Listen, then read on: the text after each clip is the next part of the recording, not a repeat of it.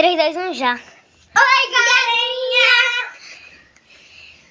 Hoje vamos apresentar o ventilador mais forte que pode levantar até um travesseiro.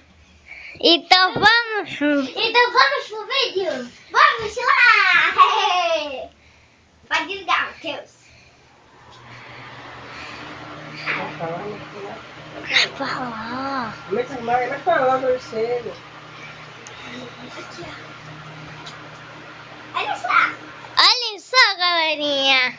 O ventilador. Vem cá, pá.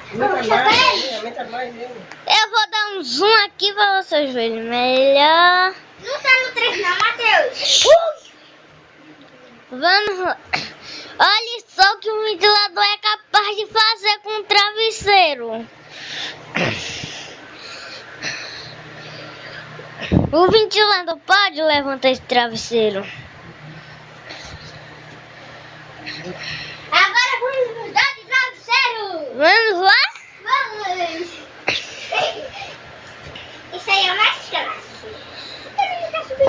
Tem que botar, eu acho que tem que botar um pouco mais pra lá. Assim.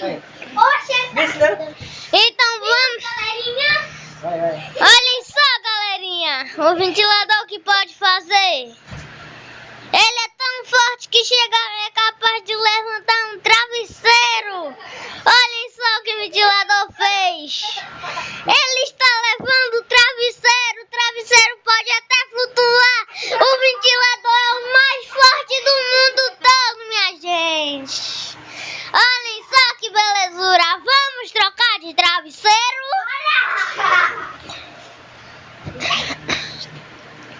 Olhem só o que o ventilador consegue fazer com esse travesseiro. O travesseiro pode até flutuar, minha gente. O ventilador flutua. O ventilador, quer dizer, o ventilador pode botar. Bora mudar de travesseiro? Bora. Vamos lá. Bora lá. Galerinha do canal de Julia. E de mais social, né? Vamos lá. Um pouquinho mais rápido. Um pouco assim.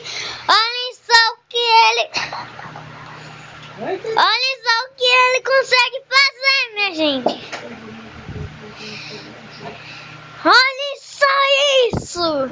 Que legal. Esse ventilador